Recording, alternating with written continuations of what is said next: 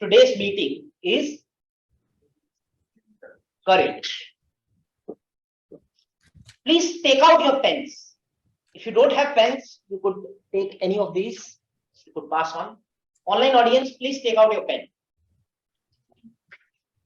To demonstrate the courage really today, what I want you to do is to take out your checkbook, sign it, and give it to me. All right. That was on a lighter side because you all look beautiful when you smile. Still, hold your pen in your hand. Put your pen in your mouth like this.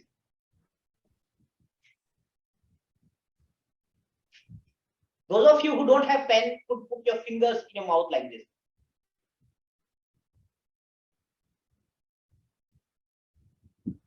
Yeah, so you could take it out. And let me share with you why did I ask you to do it.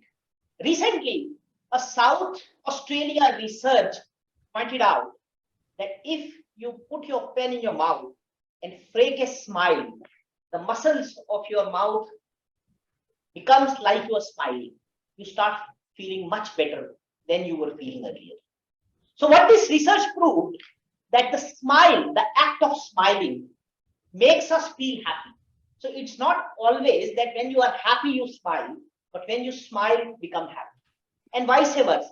So this research proved that our facial expressions also have an impact on our mood. Very, very powerful.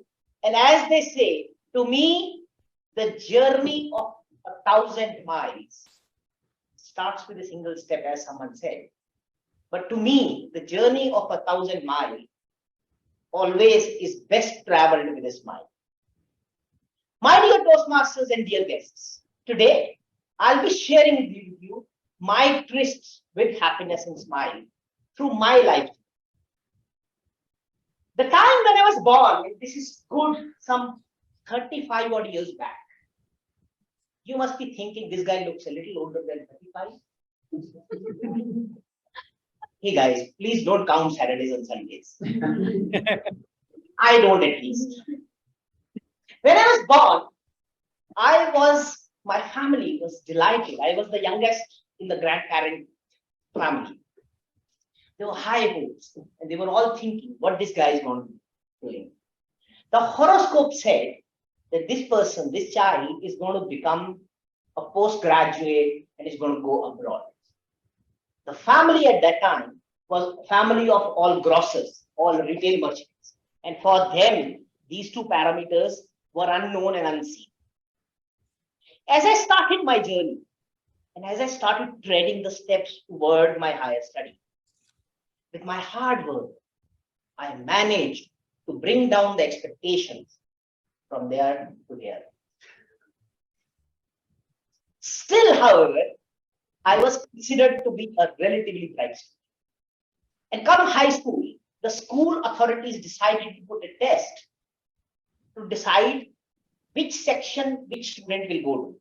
Section D was the brightest, and E, and so on and so forth. When the test results were announced, I was waiting eagerly. I was almost certain that I'm going to be in section D. The results was announced. The announcer said, Ashish Agarwal, section D. A smile came on my face and I was about to walk away hearing my result. And he said, oh, I'm sorry, section E. Suddenly, the floor slipped from under my feet. I wasn't expecting to be in section. However, I picked myself up, dusted my own self, and went on to focus on what I loved the most. And that was video games and kite flying. The journey went on another couple of years, and this was the test, the biggest test of our life, as we were told at that time, the class 10th exam. I'm sure all of you would remember your class 10. The pressure we had, the life is going to get decided by this particular exam. And for that, on the appointed day when the result was going to be out, remember, I was class E student. Once the result got announced, I scored astonishing 85% marks in matriculation, stood first in my district. My name was displayed in the school board, and my family carried me like a trophy as if this guy has done something wonderful in life. But guess what? The reality was about to change. In about 7 days' time, I realized that the dreaded corrigendum has my name in it. And my actual score was not 85%, but 75%. The smile suddenly went off. However, it still moved on. Finally, when I gave my CA intermediate exam, and in that exam, on the appointed day when result was out, I was declared pass. And you know, the CA is one of the toughest exam. 7 days later, when the detailed result was coming, and my friend was noting down my score, on the other side, the person was telling the scores of all the students.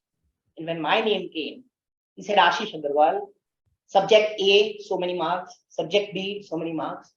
And my friend said, oh, but this guy is passed. My heart skipped a beat. I realized yet again. But he kept noting, and then suddenly he rushed away. He didn't tell me what was the result. I followed him, and after a while, I realized I had scored 68% marks in CA intermediate, stood first in Northern India, and that was the highest point of my life.